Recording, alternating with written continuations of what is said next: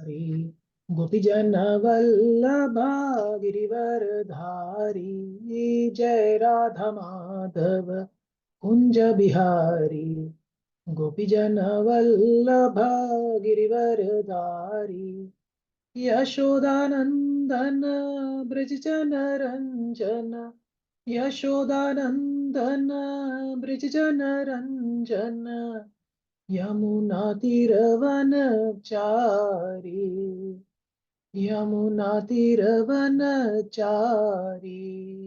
जय राधा माधव कुंज बिहारी गोपीजन वल्लभा गिरिवरधारी यशोदानंदन ब्रजजन रंजन यमुना तीरवनचारी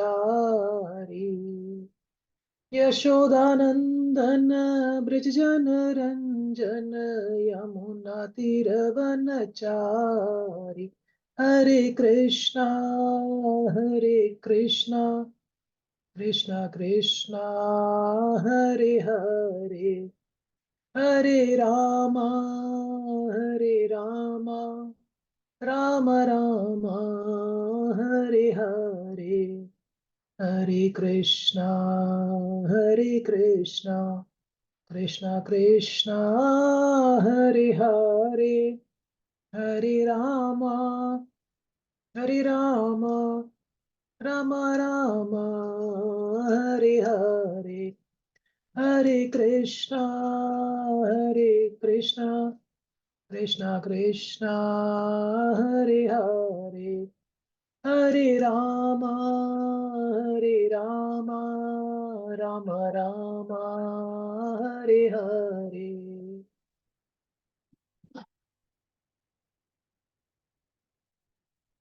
हरे कृष्णा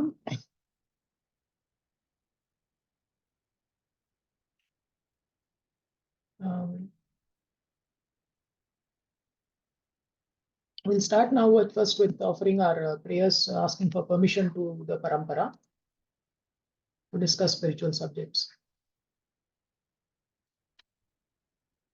Om अज्ञानतिमिरान्धस्य ज्ञानाञ्जनाशलाकया चक्षुरुन्मिलितं येन तस्मै श्रीगुरवे नमः श्रीचैतन्यमनोभीष्टं स्थापितं येन भूतले स्वयं रूपा कदा मह्यं ददाति स्वपदान्तिकं वन्देऽहं श्रीगुरो श्रीयुतापदकमलं श्रीगुरून् वैष्णवांश्च श्रीरूपं सागरजातां सहगणा रघुनाथान्वितां तां सजीवं साद्वैतं सावधूतं परिजनसहितं कृष्णचैतन्यदेवं श्रीराधा कृष्णपादान् सहगणा ललिता श्रीविशाखान्वितांश्च हे कृष्णा करुणा सिन्धु दीनबन्धो जगत्पते गोपेशा गोपिका कान्ता राधा कान्ता नमोस्तुते तप्त Kanchana Gaurangi Radhe Vrindavaneshwari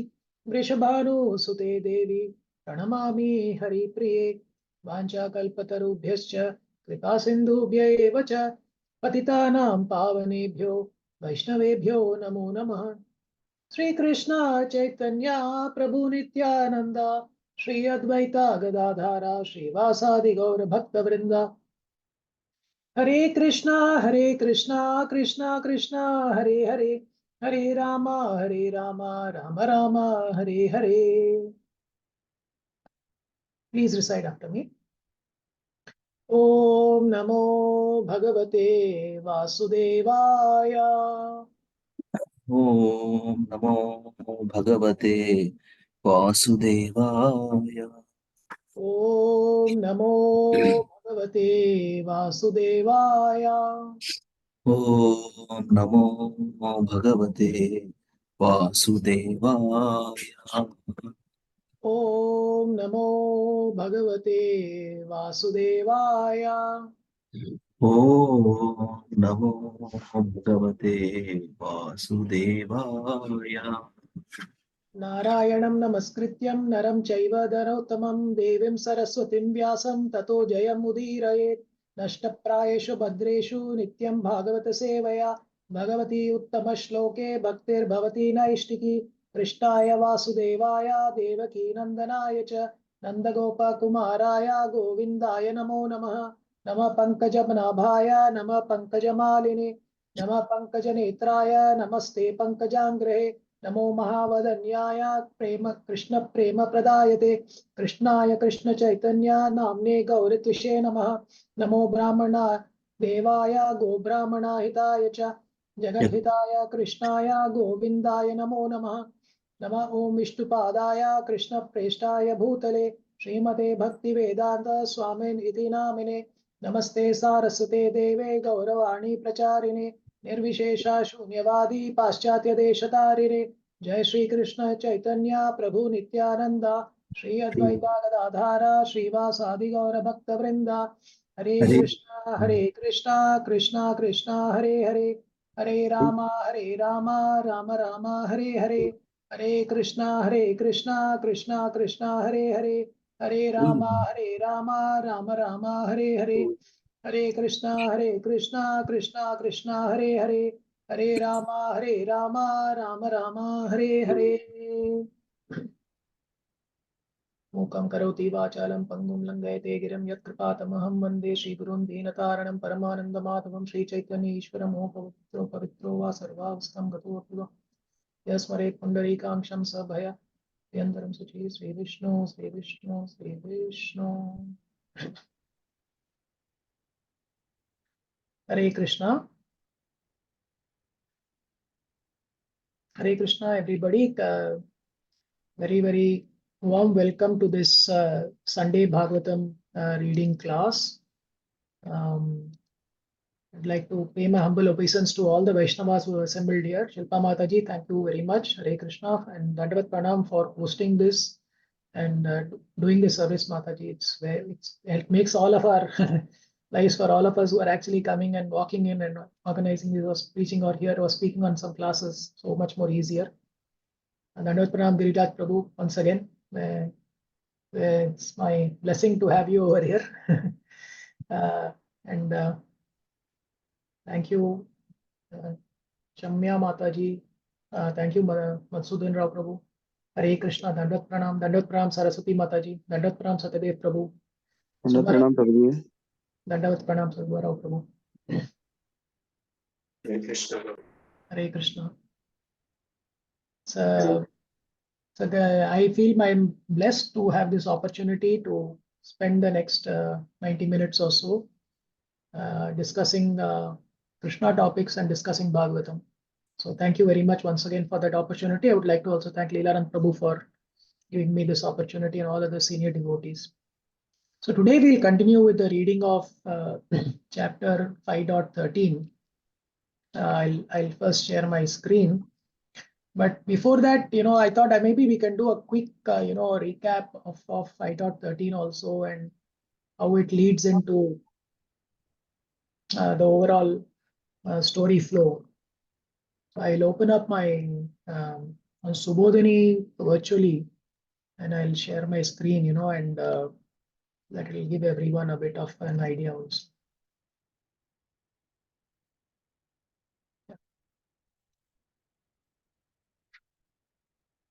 So,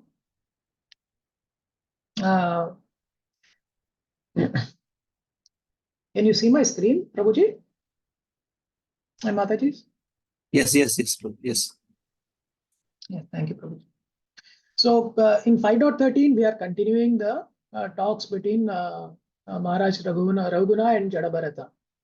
So, in 5.12, of course, Jadabharata is giving wisdom to Maharaj Raghuna.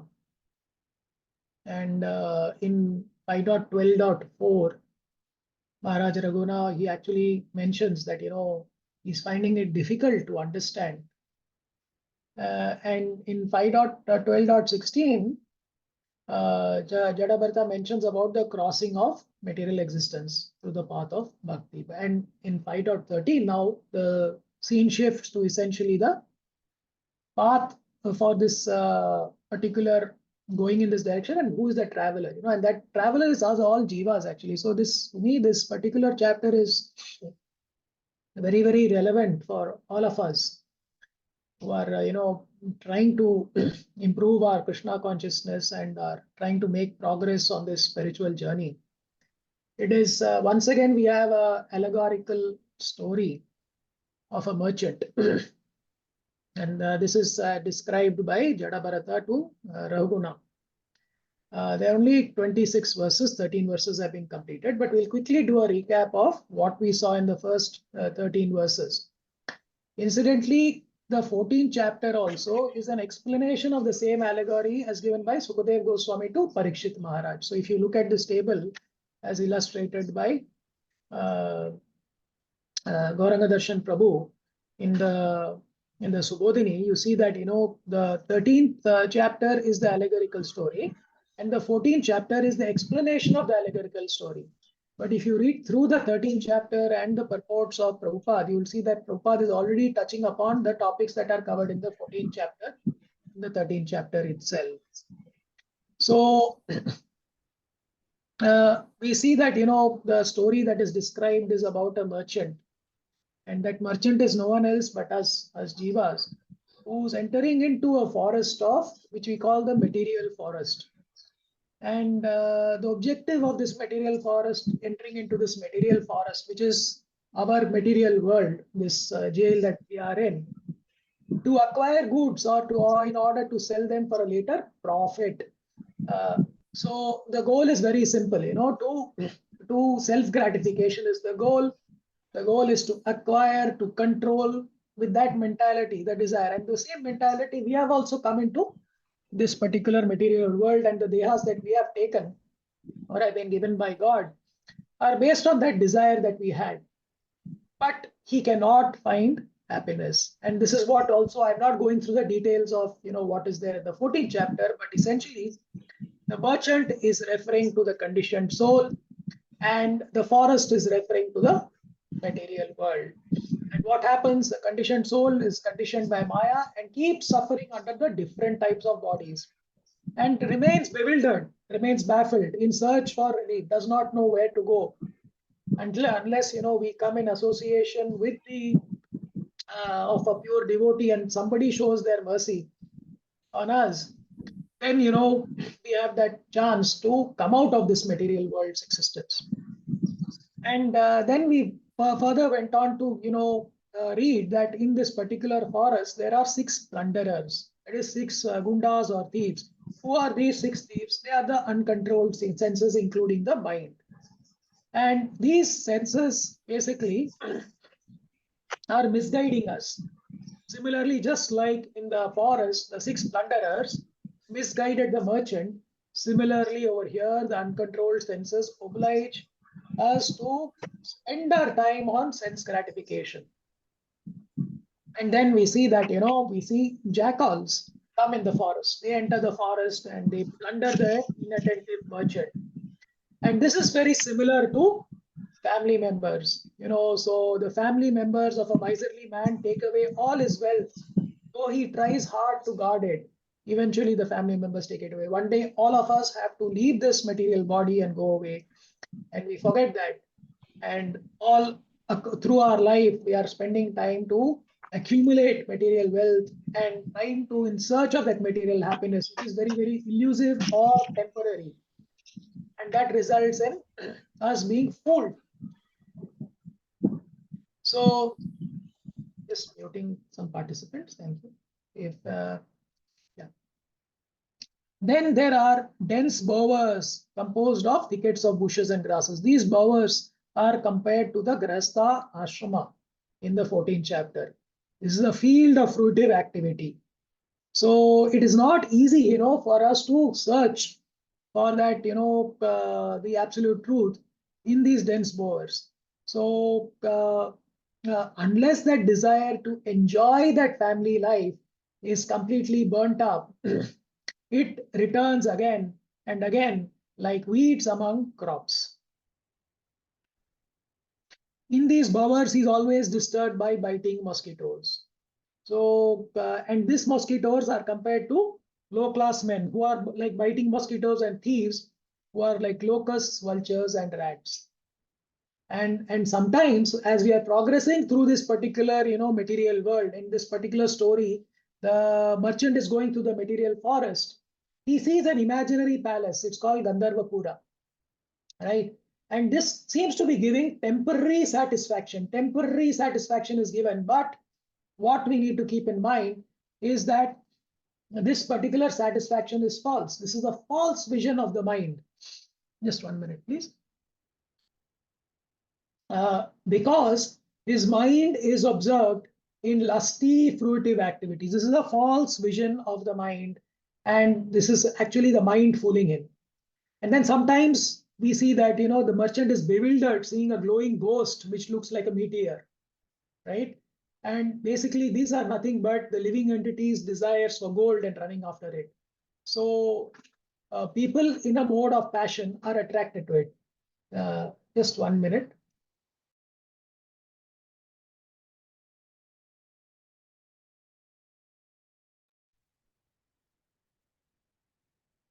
Yes.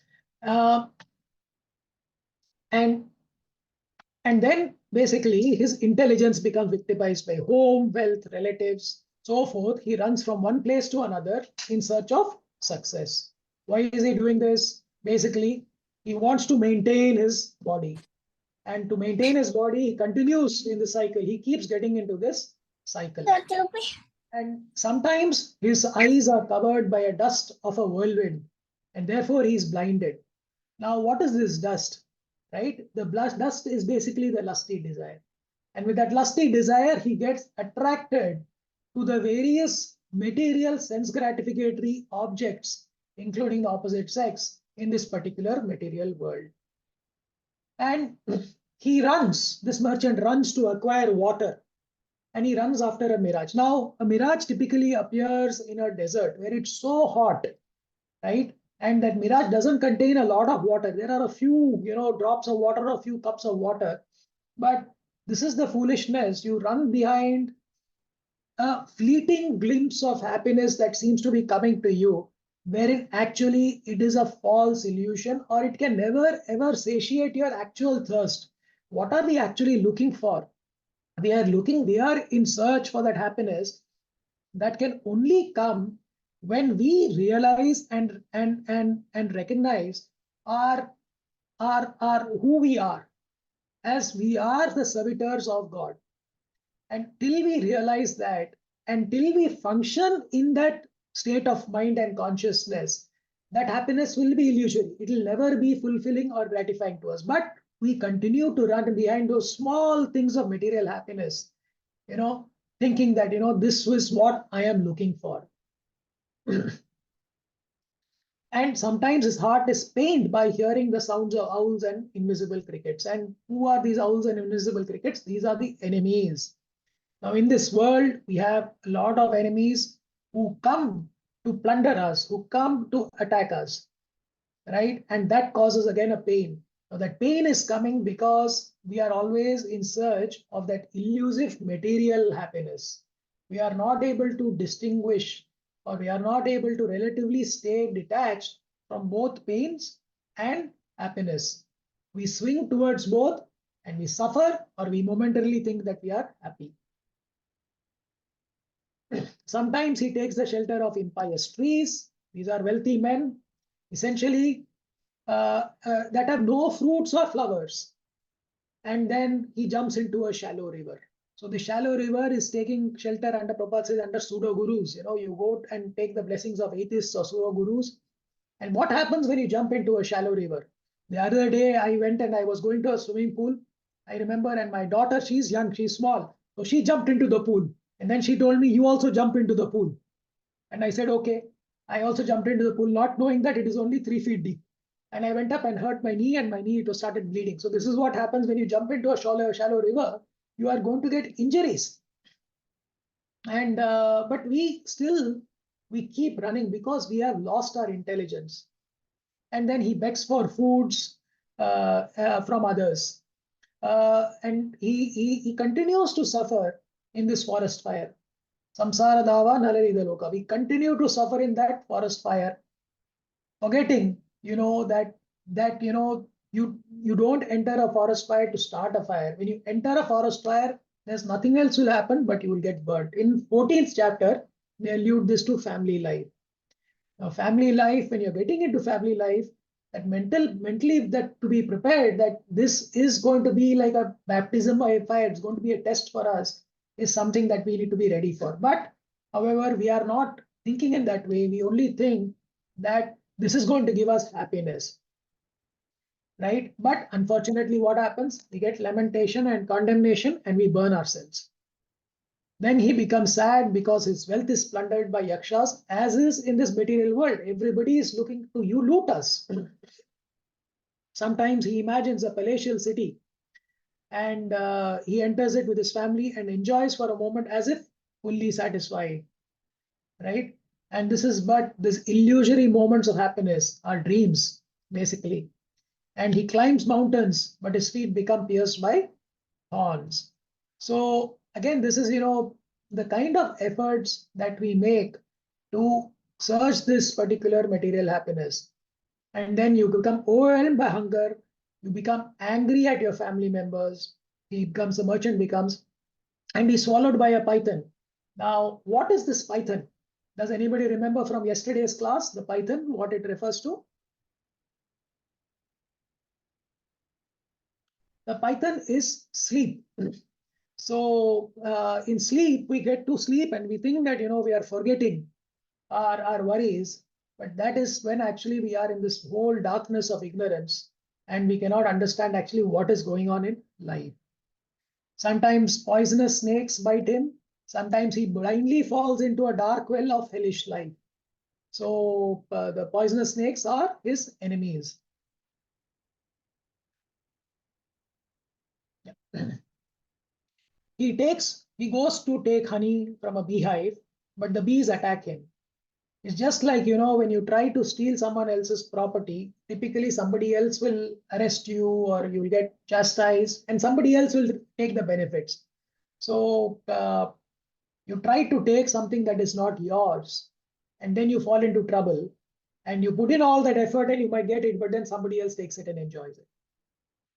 And then sometimes he finally obtains a little honey, but then it is taken by someone else.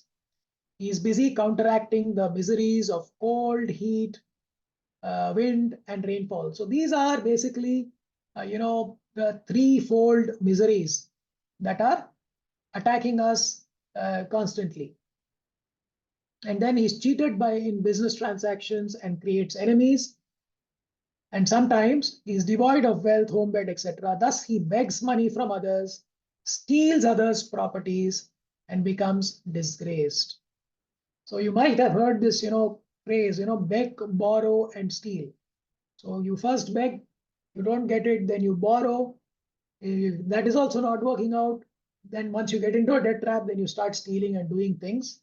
And this becomes a vicious cycle and you become disgraced. So many instances that we see. You open a newspaper every day, you'll read one story about this beg, borrow, steal, and then getting disgraced. I used to work when I was in Hyderabad, I was working for an IT company. And that IT company's the CEO, it had a very, very disgraceful fall. And you might be all knowing about that company, but it's the similar thing, it's when, you are running behind this material wealth and then you do all things that become your real unbecoming. He marries. Now we'll go to the 13th shloka, and from there onwards, Prabhujis and Matajis will continue to read the shloka and the translation and the purports. We'll read it.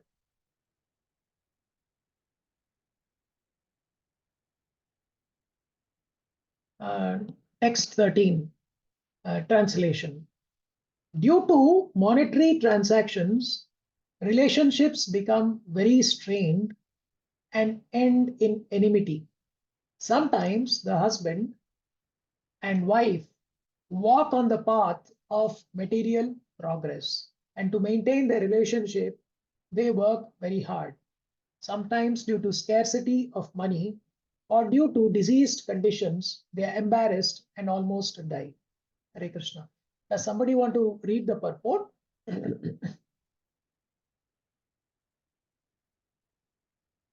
Yes, Prabhu, I will read it. Yes.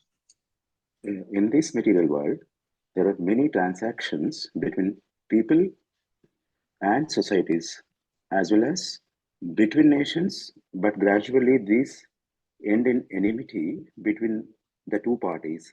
Similarly, in the marriage relationship, monetary transactions are sometimes overpowered by the dangerous conditions of material life. One then becomes deceased or monetarily embarrassed. In the modern age, most countries have developed economically, but due to business exchanges, relationships seems to be strained. Finally, wars are declared between nations, and as a result of these upheavals, there is destruction all over the world, and people suffer heavily. Hare Krishna. Hare Krishna. So does this verse resonate with you? Are you all able to connect with this verse? When I was reading this verse, and I thought it is so true. As a young child, I remember my grandmother used to tell me that never enter into financial transactions with relatives, she used to tell. And I used to always wonder, why. Later on, of course, as you grow up, you realize that, there's a very good reason why you should not enter into uh, um, financial transactions with relatives or with friends, because sometimes something could go wrong, and typically then those relationships become strained. In fact, she used to say, even if you are going to go and commit a theft, do it alone, but don't do it in partnership. Because when you're doing it in partnership with somebody who's close to you, your relationships are likely to become strained. And this is the rule of this material world. When you try to do something, with a monetary element around it, it does get into some kind of straining of that relationship. So please reflect on this, and these verses, this is an allegorical story, but I'm sure that as you read through this, you will see that we can connect this to our lives, and how our relationships have evolved over periods of time, and how our relationships have been affected when we are actually chasing those material happiness or material objects. Text 14. So here Jadabharata is continuing. He's saying, my dear king, on the forest path of material life, first a person is bereft of his father and mother, and after their death, he becomes attached to his newly born children. In this way, he wanders on the path of material progress and is eventually embarrassed. Nonetheless, no one knows how to get out of this, even up to the moment of death. So we see that, and we have seen that also with our parents. We are now getting into that phase wherein, we are also aging. You start off with actually being completely dependent and attached to your parents for everything. And then as you grow up and your parents also begin to age, you begin to develop some kind of material independence. And then as that material independence of your parents start waning, now they are getting detached from their parents, and they start getting more and more and more attached to you. And similarly, the same cycle keeps to be continuing. Can someone read the highlighted section of this purport, please? Hare Krishna, Prabhuji. Hare Krishna. Purport by Srila Prabhupada, Srila Prabhupada ki jai. Thus, generation after generation, these things go on in the same way without anyone's attaining liberation from the embarrassment of material life. 1 second, Prabhupada. No one accepts the spiritual processes of knowledge and denunciation, which end in bhakti yoga. 1 second, Prabhu. Somehow it's coming. Anyway, actually, human life is meant for jnana and vairagya, knowledge and denunciation. Through these, one can attain the platform of devotional service. Unfortunately, people in this age avoid the association of liberated people, sadhu sangha, and continue in their stereotypal way of family life. Hare Krishna. Prabhu. Hare Krishna, Prabhuji. Thank you. So it's a very small purport, and this chapter actually has small purports, but they are quite impactful and powerful as always from Srila Prabhupada. And he says that this is like, we are in this cycle now. Generation after generation, it's the same thing that is keeping repeated. So what happened in the earlier generation, now we are going to be going through that, and the next generation will also follow suit. And that the reason for that is that no one is making an attempt to accept that process of gaining more knowledge and renunciation, which culminates in Bhakti Yoga. So he's saying that human life is meant for jnana, which is gaining that spiritual knowledge, and vairagya, which is actually detachment and renunciation. But unfortunately, no one is making an effort in this particular Kali Yuga. No one is trying to get that. He's also giving the solution. He's saying the association of liberated people. This is what is needed. We need to take the association of the liberated people. We have to take shelter under the pure devotees. And then only we'll be able to come out. Let us continue. Next 15. There were and are many political, social heroes who have conquered enemies of equal power. Yet, due to their ignorance in believing that the land is theirs, they fight one another and lay down their lives in battle. They are not able to take up the spiritual path accepted by those in the renounced order. Although they are big heroes and political leaders, they cannot take to the path of spiritual realization. So, may I request someone to read the highlighted section of this purport, please? Hare Krishna, Prabhuji, I'll read. Yes, Mataji, Hare Krishna. Shri Prabhupada ki jai. They do not take to the path of spiritual realization or become sannyasis. Sometimes these big leaders take up the guise of a sannyasi and call themselves Mahatma. But their only business is conquering their political enemies because they spoil their lives with the illusion of this is my land and my family. They cannot progress spiritually and attain liberation from the clutches of Maya. Hare Krishna. So the power of Maya is so strong. So when we are not taking shelter of Krishna, we have no choice, but we will fall in the clutches of Maya. And that entire aham mameti concept keeps building. It becomes so much more reinforced that we are not able to think beyond that. So as we are saying, and this is so common in today's world, I think we can all relate to it. We see this, that so-called big people, great people, take up very, the roles, the guys. We are seeing so many sannyasis are there. People are actually gurus are there, or pseudo gurus are there. And you can see it, right? On one side, they preach, but on the other side, the kind of lavish lifestyles they have, they call themselves gurus, mahatmas, and they're only, what is their objective? To accumulate wealth, creating more and more wealth for themselves. In that process, they are also creating enemies for themselves. Next, 16.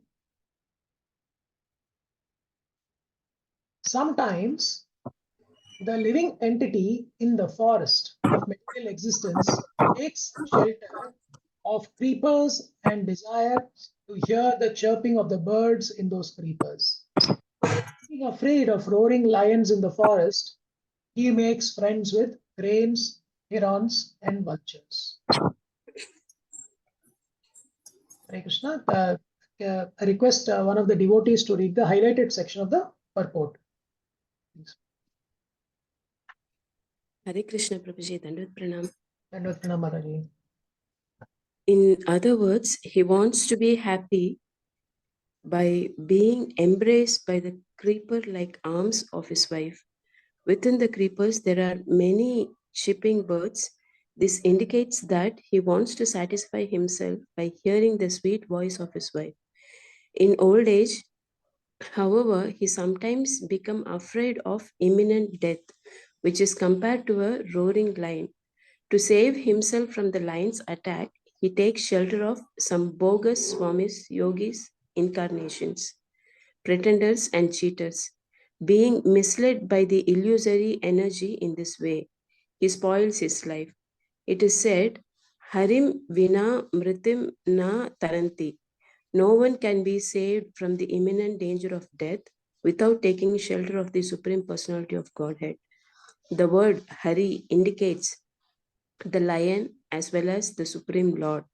To be saved from the hands of Hari, the lion of the death, one must take the shelter of the Supreme Hari, the Supreme Personality of Godhead.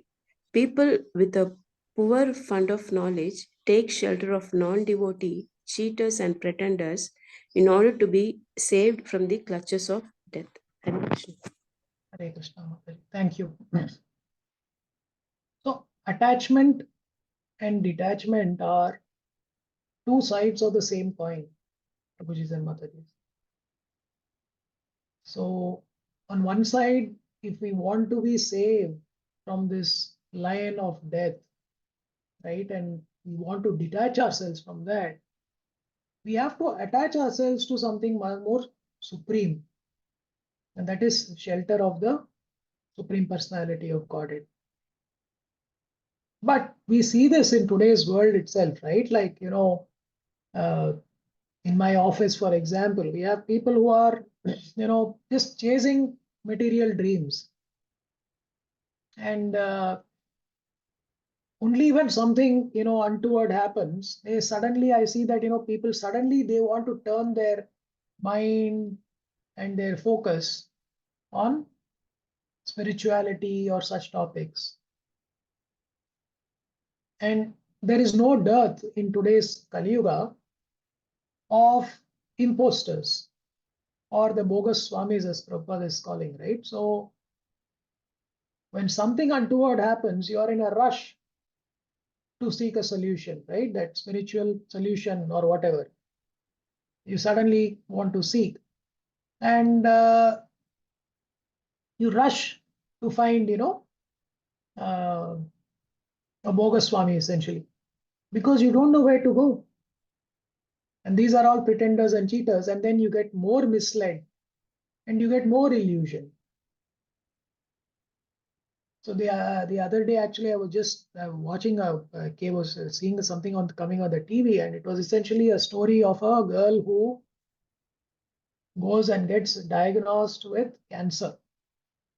And she happens to be a very, very tough person. At home, she shouts at everyone. She doesn't have good relationships with her parents. At work, she's fighting with her colleagues, or she's actually commanding them, hurting people. And then the moment she gets diagnosed with cancer, then immediately there's a transformation in her. Because that's when, you're faced with, I'm just going to live for another 2 more months. And there's a sudden transformation that comes in that person. And that person starts suddenly behaving well with everybody, trying to mend her relationships, trying to be good, etc.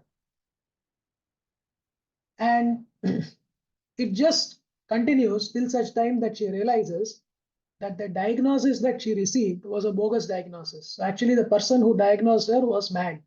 The doctor didn't have proper mental faculties. And I believe the doctor was continuously diagnosing that people, whoever are coming, and telling them that you have got stage 3 cancer.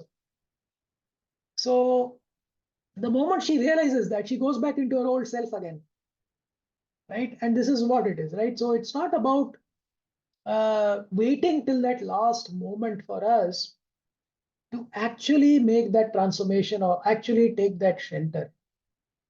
We need to make those steps early in our lives, because we are all preparing for that final exam. And when that moment comes, it's unlikely that, we will be able to remember God if we have not practiced enough. And I can tell you this, I go for in the morning, I go for some cycling exercise.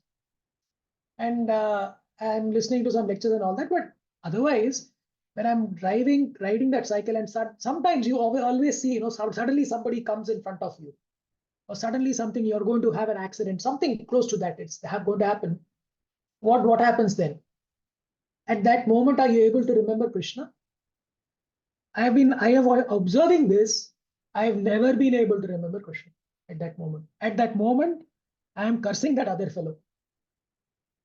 I am not able to remember Krishna at that moment. That moment, that split second when it is coming, somebody came in front of you, another scooter came and right in front of you, almost comes to hit you. The only thing that I'm thinking of is, how do I save myself? I am not thinking about Krishna. So how am I going to think about Krishna at that last moment when that extreme pain is going to be there? How am I going to remember him? And for this, it has to come only by taking association at an early time and practicing. This is a journey for us. It's like now we are having small mini exams. And all those challenges that we have in life, face in life, are small unit tests. How we fare in these unit tests will prepare us for that final exam when we have to give it. So please keep this in mind. For me, this was my realization when I read this actually. Text 17, translation. Being cheated by them, the living entity in the forest of the material world tries to give up the association of the so-called yogis, swamis, and incarnations, and comes to the association of real devotees. But due to the misfortune, he cannot follow the instructions of the spiritual master or advanced devotees. Therefore, he gives up their company and again returns to the association of monkeys who are simply interested in sense gratification and women. He derives satisfaction by associating with sense gratifiers, and enjoying sex and intoxication. In this way, he spoils his life by simply indulging in sex and intoxication. Looking into the faces of other sense gratifiers, he becomes forgetful and thus approaches death. Hare Krishna, can one of the devotees please read the purport, please? Hare Krishna Prabhuji, Dandavat Pranam. Dandavat Pranam Mataji. Hare Krishna. Sometimes a foolish person becomes disguised with bad association and comes to the association of devotees and brahmanas and take initiation from a spiritual master. As advised by the spiritual master, he tries to follow the regulative principles, but due to misfortune, he cannot follow the instructions of the spiritual master. He therefore gives up the company of devotees and goes to associate with simian people who are simply interested in sex and intoxication. Those who are so-called spiritualists are compared to monkeys. Outwardly, monkeys sometimes resemble sadhus because they live naked in the forest and pick fruits, but their only desire is to keep many female monkeys and enjoy sex life. Sometimes, so-called spiritualists seeking a spiritual life come to associate with Krishna conscious devotees, but they cannot execute the regulative principles or follow the path of spiritual life. Consequently, they leave the association of devotees and go to associate with sense gratifiers, who are compared to monkeys. Again, they revive their sex and intoxication, and looking at one another's faces, they are thus satisfied. In this way, they pass their lives up to the point of death. Hare Krishna, thank you. Hare Krishna, Mataji. Thank you.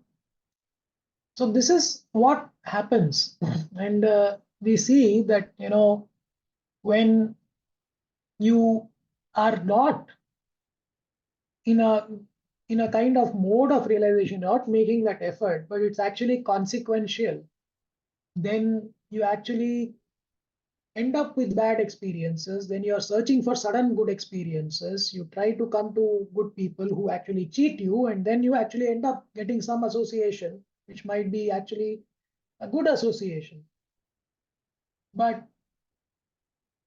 many people are there who are very misfortunate, and those people actually, they fall back. They don't have that mercy also. They are neither making the effort. It is just by chance they are coming. and they don't get that mercy of the Lord also. And they fall back into their old ways. And we see that we have got so many instances, and we see that actually in our daily lives, that we see suddenly some people actually, they come, they are trying to become conscious, they're trying to become spiritually realized. But the motive of that spiritual realization is different, and then they fall back into their old ways. And this is very true in this Kali Yuga. Text 18. When the living entity becomes exactly like a monkey jumping from one branch to another, he remains in the tree of household life without any profit but sex.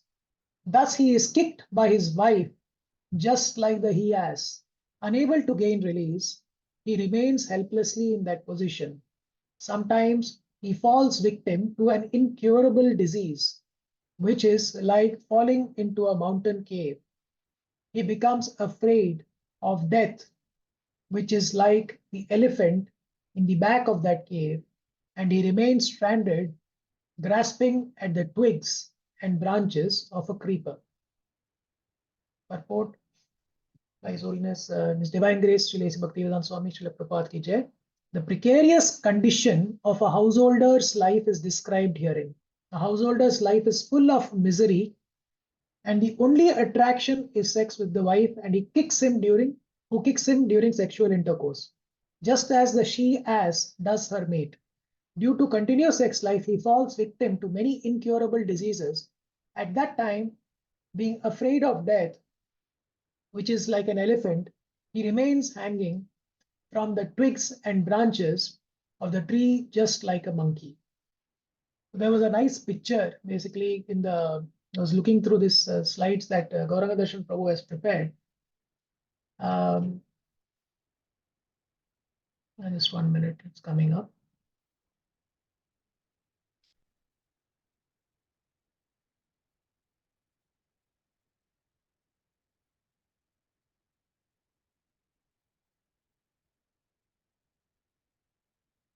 Yeah, you see the elephant in the cave that, so he enjoys on one tree, he's dangling from branch to branch, and the monkey falls into a cave.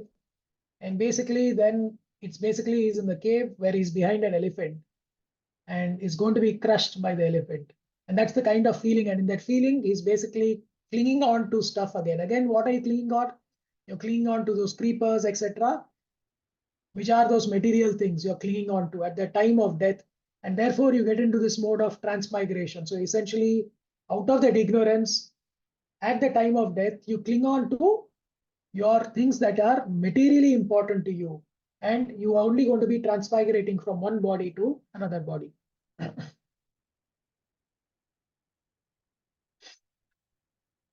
Text 19.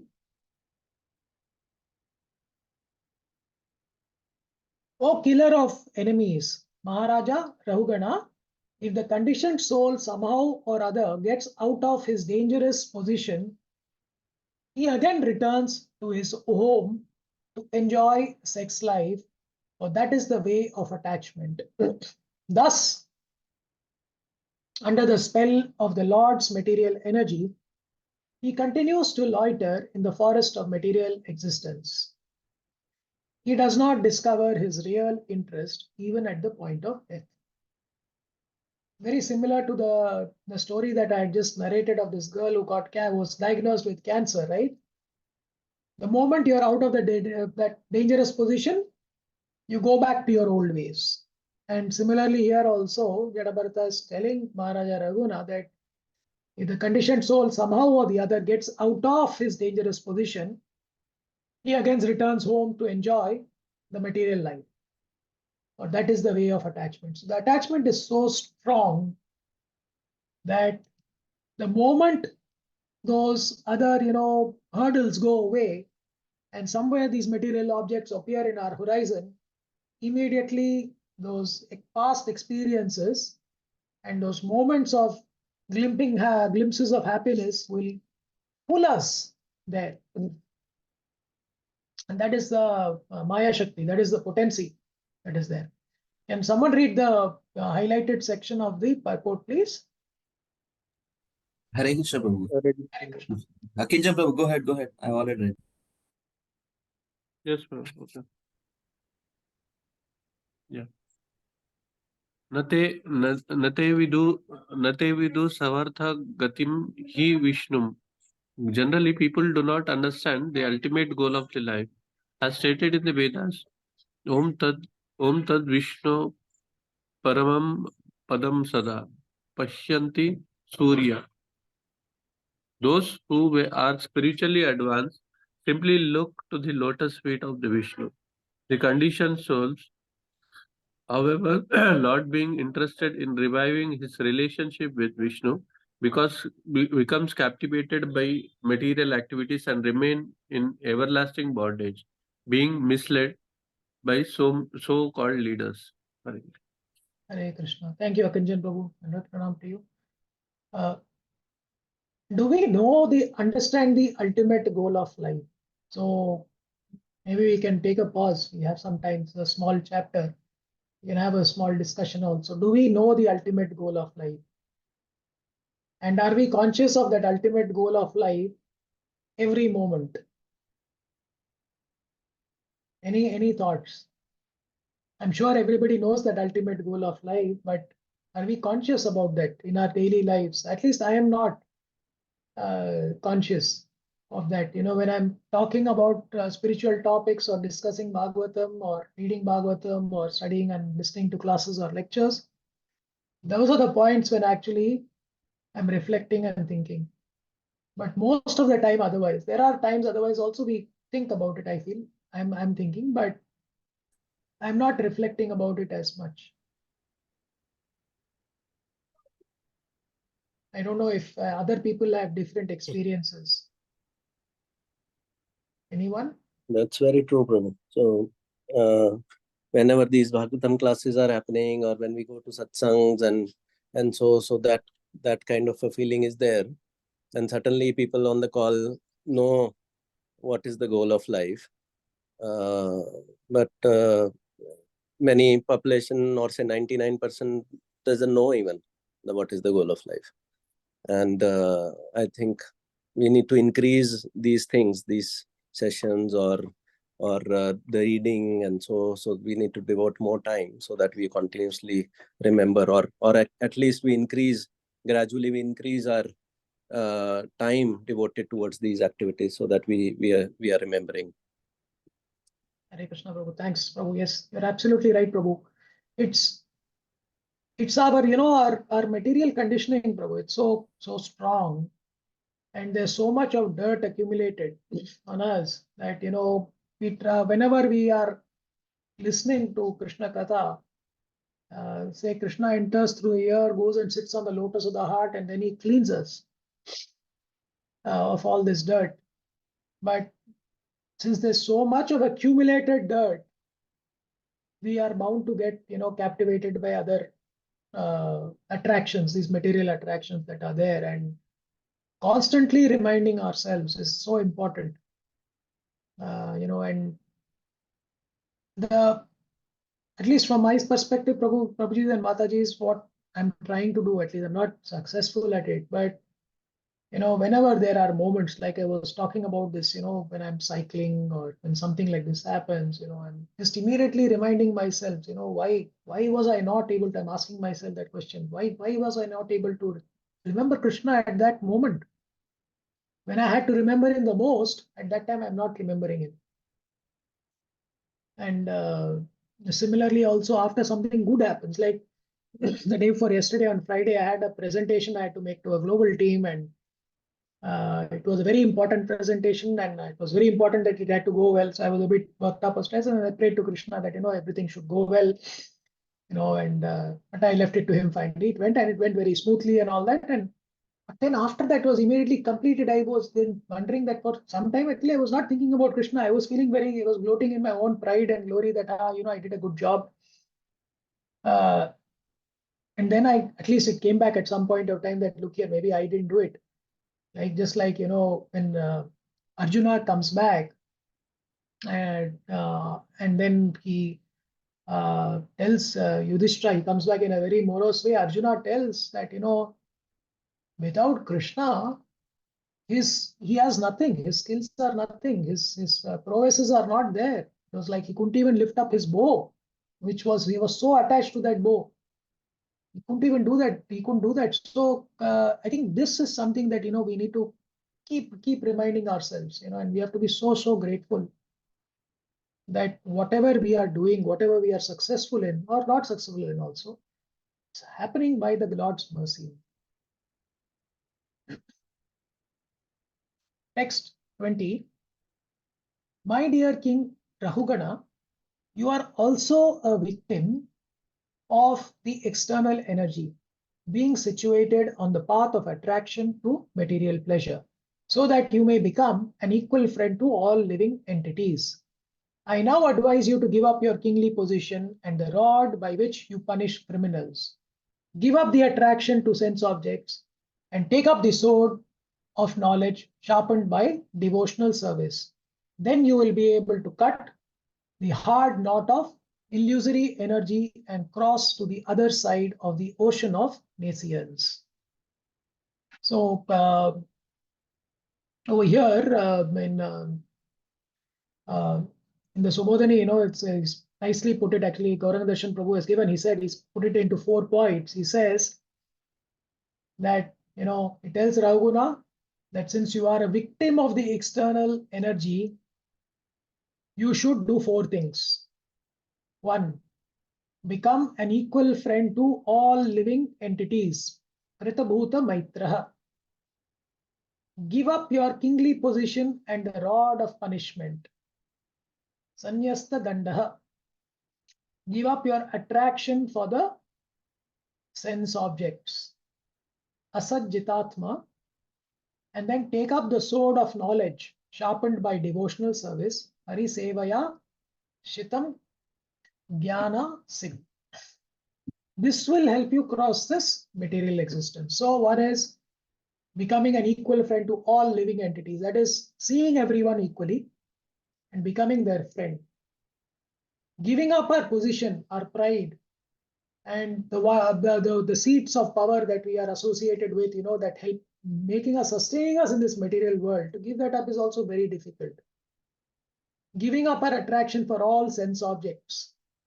And the 4th is, of course, is to acquire that knowledge that will be only sharpened by devotional service. I will read the purport. I'll request one of the devotees to read it. Actually, it's the shlokas are also there from chapter 15 of the Bhagavad Gita. So it will be very nice if any of the devotees can read it. Please read the shloka also and the translation also below.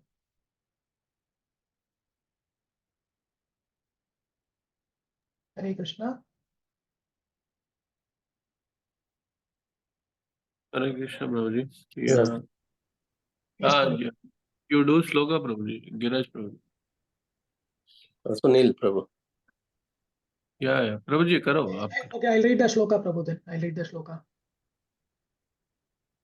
Na rupamasyeh tatopalabhyate nanto na chadir na cha sampratishta ashvattamenam sivurudha moolam asanga sastrena dridena chitva tata padam tat parimargitavyam yasmin gatana nivartanti bhuyah तमेव चाद्यं पुरुषं प्रपद्ये यथा प्रवृत्ति प्रसृता पुराणी. Thank you, Prabhuji. Yeah, the real form of this tree cannot be perceived in this world. No one can understand where it ends, where it begins, or where its foundation is. But with determination, one can cut down this tree with a weapon of detachment. So doing, one must seek that place from which, having once gone, one never returns, and there surrender to the Supreme Personality of Godhead, from whom everything has begun, and in whom everything is abiding since time immemorial. Bhagavad Gita 15.3 to 4. Thank you, Prabhu. So, Prabhu, you remember the reflection of the tree. The reflection of the tree is coming on what, Prabhu? You remember that? Yeah, it is a reflection is coming in the water, So the It's water is after. compared to, it is compared to what, Prabhu? You can compare it to? Yeah. Why do we say that? And if you want to compare it, that we are seeing the perverted reflection of the real tree on the water. But the water is compared to what, Prabhu? That is you remember that? That is our desires. Desires. Yeah. And here actually he's talking about the cutting down of the tree with a weapon of detachment.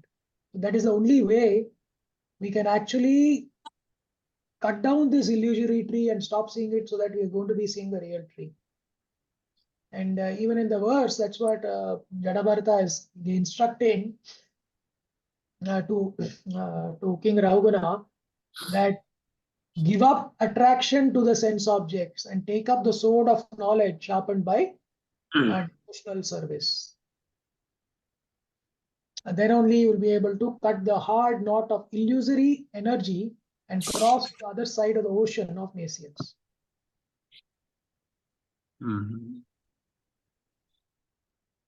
Text 21. King Rahugana said, "This birth as a human being is the best of all. Even birth among the demigods in the heavenly planets is not as glorious as birth as human being on this earth. What is the use of the exalted position of a demigod? In the heavenly planets, due to profuse material comforts, there is no possibility of associating with devotees." Hare Krishna. Please somebody read the full purport only. It's a small purport. Hare Krishna Prabhuji, shall I read? Yes, Mataji. Dandavat Pranam. Dandavat Pranam, Dandavat. Or this one highlighted? No, full. You can read the full, Mataji. You can read the full purport. Okay. Thank you. Human birth is a great opportunity for self-realization. One may take birth in a high planetary system among the demigods, but due to the profusion of material comforts, one cannot gain release from material bondage. Even on this earth, those who are very opulent do not generally care to take to Krishna consciousness. An intelligent person actually interested in getting freed from the material clutches must associate with pure devotees. By such association, one can gradually become detached from the material attraction of money and women. Money and women are the basic principles of material attachment. Sri Chaitanya Mahaprabhu therefore advised those who are actually serious about returning back to Godhead to give up money and women in order to be fit to enter the kingdom of God. Money and women can be fully utilized in the service of the Lord, and one who can utilize them in this way can become freed from material bondage. Satam prasangan mama virya samvido bhavanti hrutkarana rasayanah tataha. Bhagavad Gita 3.25.25. Only in the association of devotees can one relish the glorification of the Supreme Personality of Godhead. Just through a little association with a pure devotee, one can become successful in his journey back to God. Hare Krishna. Hare Krishna. The importance of association is once again being, amplified out here by Srila Prabhupada. That it's only the association, and we have all experienced that. Today we are part of this group over here listening to Bhagavatam. And that's because some devotee has shown mercy, a Vaishnava has shown some mercy on us and has spent some time and effort to actually share that mercy, but also some knowledge that has triggered inside us or actually nurtured that, or given us that Bhakti Lata beat, so that has now started nurturing. And without that, this would have not been possible. I would have not been possible if I didn't have a chance encounter with Lilananda Prabhu after 20 years on phone, and we had a discussion. I would have not been here today for that. But this is where it's so important that, we need to realize that after millions of births, we have gotten this opportunity of human birth. And the purpose of that birth that we have received is self-realization, to realize who we are. And we need to constantly keep reminding ourselves who we are. And it's so difficult, I can tell you that. It's extremely difficult because we keep forgetting. Because that concept of that aham mameti is so strong. This is mine. This is I. This is mine. This is my money. This is my house. It's so strong that we are not able to accept that fact that, look here, everything belongs to God actually. Everything belongs to Krishna. So we are never getting into that mode.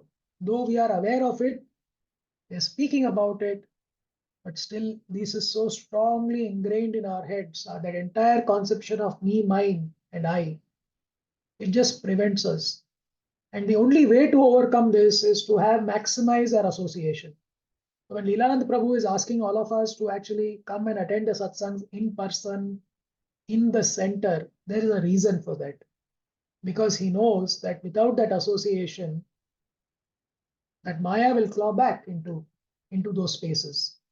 That space where we are not taking association will be taken up by Maya. And so we have a choice, again, whether we want to be in the clutches of Maya or we want to be under the shelter of Krishna's wings. So let's not lose this as chance for association, Prabhujis and Matajis. And whenever you are meeting other devotees also, please share with them this. That association is so critical. Let's not lose any opportunity for association. It's not sufficient that we are just going to sit and read a book alone. That is not association. Yes, that is part of it. We need to do it. It's part of the sadhana that we have to do to read. But it's the association when you discuss Krishna Katha, when you remember Krishna Katha, right? And when you're having those exchanges with other devotees, those are so critical for our journey to go back home to Godhead. Next, 22. It is not at all wonderful that simply by being covered by the dust of your lotus feet, one immediately attains the platform of pure devotional service to Adokshaja, which is not available even to great demigods like Brahma. By associating with you just for a moment, I am now freed from all argument, false prestige, and a lack of discrimination, which are the roots of entanglement in the material world. Now I am free from all these problems. Now King Rahugana is continuing is expressing his gratitude and praising Jadabharata. And he's saying that, a moment's association, that one moment of association. So by associating with you for just a moment, I am now freed from all argument, false prestige, and lack of discrimination, which are the roots of entanglement in this material world. Now I am free from all these problems. When I read this verse, I'll first read the purport and then I'll share my reflections over here. Purport by His Divine Grace Srila A.C. Bhaktivedanta Swami Maharaj Prabhupada Ki Jai. Association with pure devotees certainly frees one from the material clutches. This is certainly true of King Rahugana's association with Jadabharata. King Rahugana was immediately freed from the misgivings of material association. The arguments offered by pure devotees to their disciples are so convincing that even a dull-headed disciple is immediately enlightened with spiritual knowledge. So when I was reading this verse, I was thinking, I don't have a Jadabharata in my life, like, to have that association will free me completely from it. I was thinking, how will I get freed? I want even that moment of association, if I'm able to get, I'll be so fortunate. This is what I was thinking inside in a very selfish way. But then I thought about it that I don't have someone like Jadabharata or access to someone like that. But I have access to so many other Vaishnavas who are there. And I said, am I trying enough to associate with them? So the moment I thought about that, then I immediately texted, Lilananda Prabhu, and I told him that, I want to have your association. And then he called up immediately after some time. And we spoke for a good 20 minutes, 30 minutes. But I'm just saying that, we have to put in effort, Prabhujis and Matajis, for that association also. It will not happen just by chance. Yes, by chance, things happen, and that's again the mercy of that Vaishnava that, we get that association. But otherwise, we have to also make that extra effort from our side, that 1% effort that we put in, 99% reciprocation will come from the other side. So let's not spare that effort. Let's make that effort, try to make it in a very conscious way. I was thinking, maybe I need to put it on my calendar or whatever, we need to start using tools. I saw that Pavan Prabhu had written in our youth preaching group about AI and how we need to leverage AI and other technological tools, for us to spiritually advance and to help others spiritually advance. And I think there are so many tools we should try to do it. Let's put it on our calendar, if we are not able to take the time out, that, in Outlook these days, they have time to block out for reflection, and so that you can be in a zone to think about work. Maybe we need to block out time and reflect about spiritual subjects, topics, and have other devotees associations also. Text 23. I offer my respectful obeisances unto the great personalities, whether they walk on the earth's surface as children, young boys, avadutas, and great brahmanas, even if they are hidden under different guises. I offer my respects to all of them. By their mercy, may there be good fortune in the royal dynasties that are always offending them. Hare Krishna, can one of the devotees please read the highlighted section of this purport, please? Hare Krishna, Prabhu. Hare Krishna. Yes, Prabhu, please read. Is it for text 24? 23, 23, Prabhu. Okay.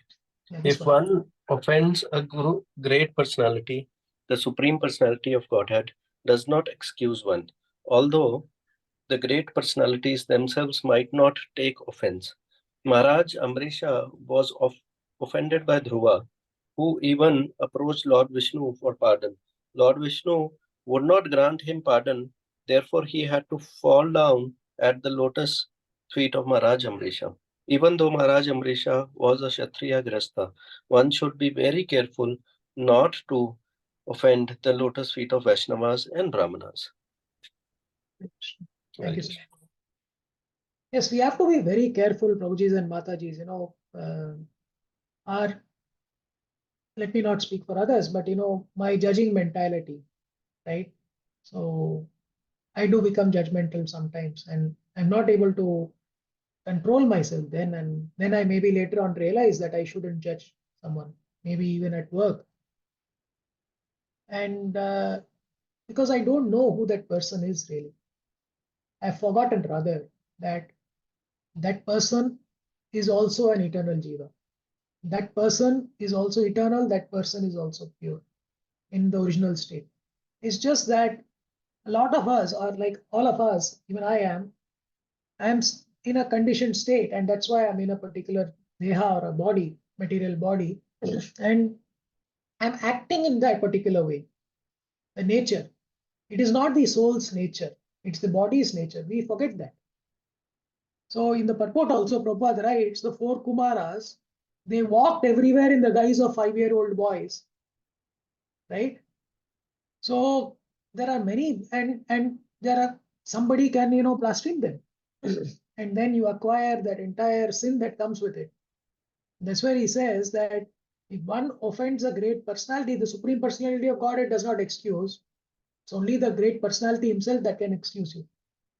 In this case, Rahuguna, when he orders Jarabharat, makes him a palanquin carrier, and then he's harsh with him, he has forgotten that connection.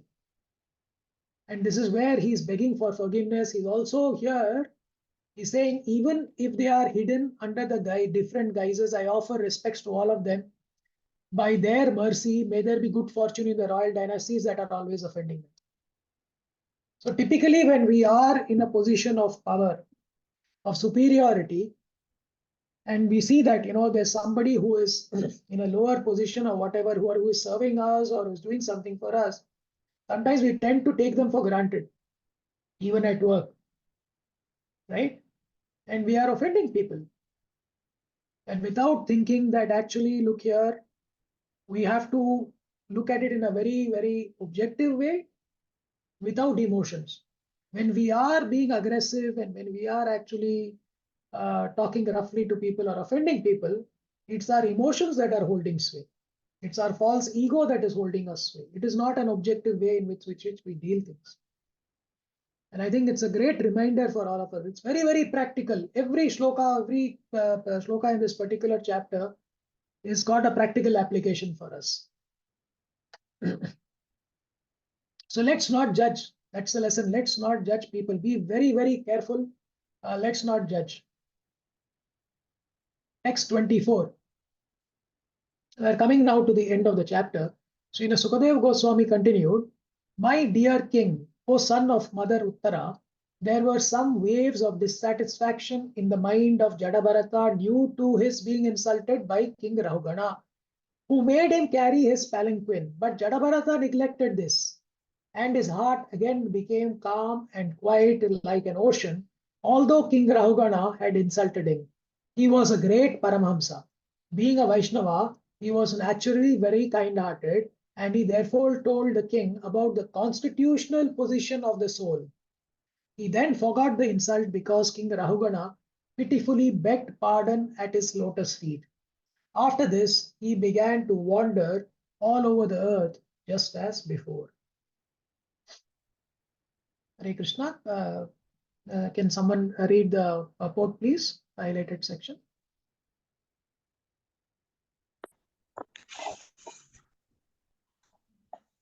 Hare Krishna Prabhuji, shall I read? Yes, Mataji. Hare Krishna.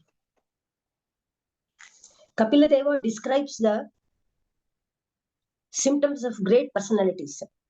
Titika, Karuna, Karunika, Suhruda, Sarvadehiyam. A saintly devotee is certainly very tolerant. He is the friend of all living entities, and he does not create enemies within the world. A pure devotee has all the qualities of a sadhu. Jadabharata is an example of this. Hare Krishna. Yes, so in Canto 3, Hare Krishna. Hare Krishna. Mother. So in Canto 3, Kapaladev is giving the instructions to Mother Devotee, that he describes the symptoms of great personalities. Titikshava, which is very, very tolerant. Then Karunike is that he's got karuna, compassion. He's a friend of all living entities, Suhrida, with all the living beings, Sarvadehinam. And he does not create enemies within this world. That is a quality. And now, so that's what Sukadeva Goswami is telling, that even Jadabharata, he also, on being insulted by King Rahuguna, he had there were some waves of dissatisfaction in the mind of Jadabharata. How strong is false ego? Please see that. For somebody who is so evolved, so pure, even there, this Prakriti, the nature, Maya is so strong that there were some waves of dissatisfaction in the mind of Jadabharata, who made him, but later his heart became quiet again. Bharata, he neglected it and became quiet again like an ocean. So the next time we all get angry or there is a flare-up that is coming inside us, please take a step back and reflect first before leaving the arrows which you cannot withdraw.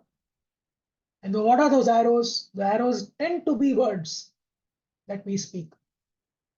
And why those words are like arrows? Because once the word is spoken, you are not able to withdraw the word. That word is already gone. It's already hurting. Yesterday, we were there in the class. I was in a class with Gauranga Darshan Prabhu was taking on Bhagavatam. And we were reading this about how Daksha, as he insulted Lord Shiva. So now when Daksha comes to that big sacrifice that is happening, all the demigods and all the people who are there, sages are there, they get up and worship him except Brahma and Shiva.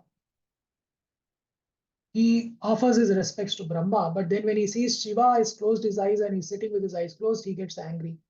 Why? Because he thinks Shiva is his son-in-law. I am the father-in-law, I am superior. And he insults Lord Shiva. Okay. Lord Shiva still keeps quiet. He does not open his mouth. He does not utter anything. And at that time, his devotees are there.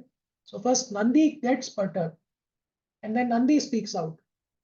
Nandi speaks out and he starts in turn showing the anger and he starts cursing other people who are there. The Brahmanas. He curses Daksha and he curses the other Brahmanas who are there. So he is not able to control that word again. The moment he has shot that, what happens on the other side? You see Bhrigu Muni also gets up and he starts giving it back, the curses. And then Shiva basically gets up and walks away. Just like over here, you see that, Jadabharata he does not take it to heart. He becomes calm again and quiet like an ocean. So it's very difficult for us as these jivas who are stuck in this particular material body, impure souls that I am. But make an effort to take a step back, take a few pauses and reflect.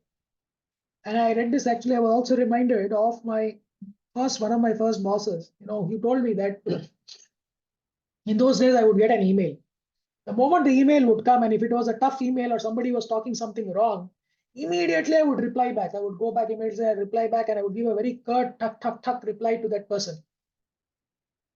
And then that person's typically, that could strain relationships, and then, that person would again he would start showing animosity towards me, etc., etc. And then one day my boss came and told me, he said that, take a step back. And when you get an email, don't immediately reply to it. He said, take a walk. If you are getting agitated, go take a walk and come back. And after 5 minutes, you reply back. Your response will be very different. And actually that is the case. Because at that moment, it's our ego which is speaking. The ego is getting flared up and we are playing tuned to that ego. We are playing like puppets. Then we are no more in control of the reins of the horses. Rather, those horses are in control of us. And we kept wandering behind those senses. So, and the mind is a very, very fickle sense. If we do not use our intelligence to control the mind and calm it down, we will be running behind the senses. And end up doing such things like offending great souls. So, word of caution, keep that in our mind. Let's practice. Again, practice. That is the only way we'll come to something that we may call betterness. Nowhere near perfection, but at least become better versions of ourselves. Text 25.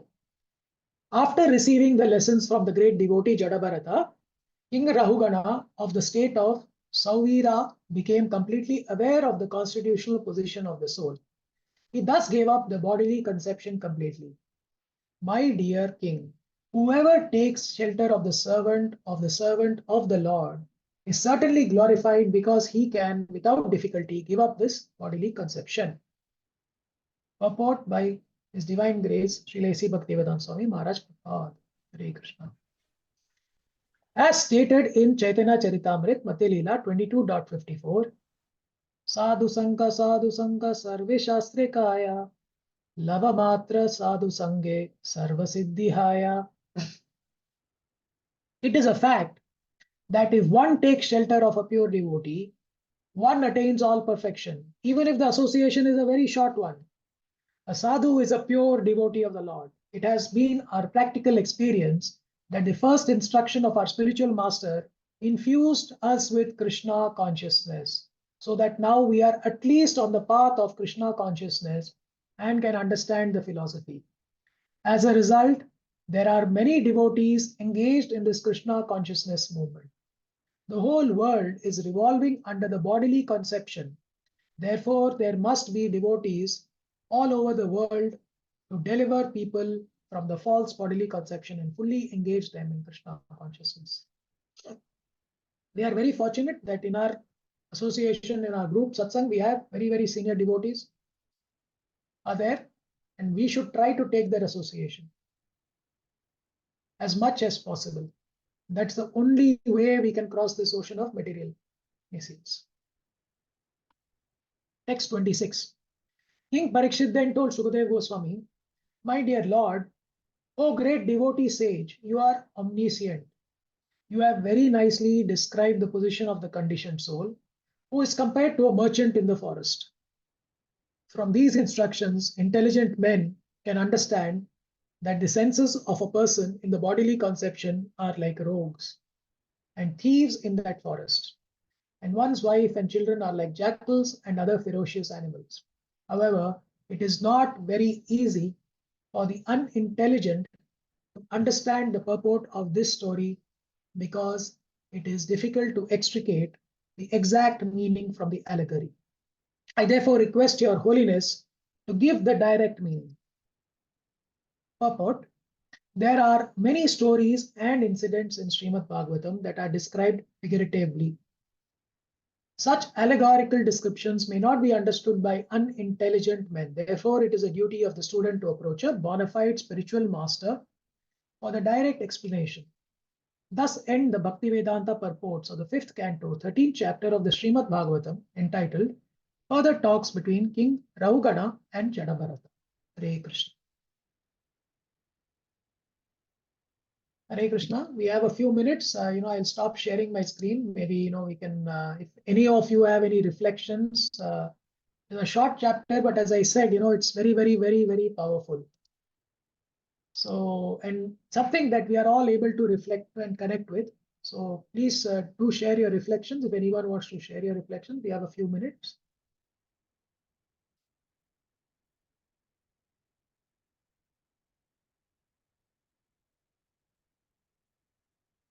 Okay.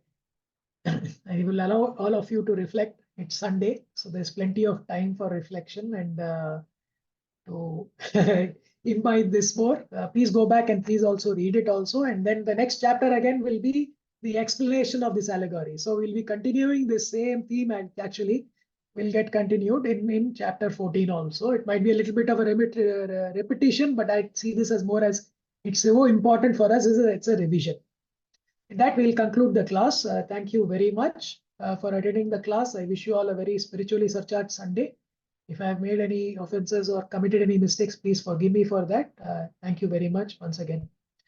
Vancha kalpatarubhyascha kripa sindhubhyev cha patitanam pavanebhyo vaishnavebhyo namo namah. Ananta koti Vaishnav vrinda ki jai, Srila Prabhupada ki jai, Srimad Bhagavatam ki jai. Hare Krishna. Thank you, Hare Prabhuji. Krishna, Prabhuji. Thank you, Hare Prabhuji. Krishna. The class was Thank you so very much. nice. Dandavat pranam. Thank you, Padaji. Thank you, Dandavat Pranam. Thank you, Prabhuji. Dandavat Pranam. Thank you. Thank you very much, Prabhuji. Thank you. Hare Krishna. Thank you, Prabhuji.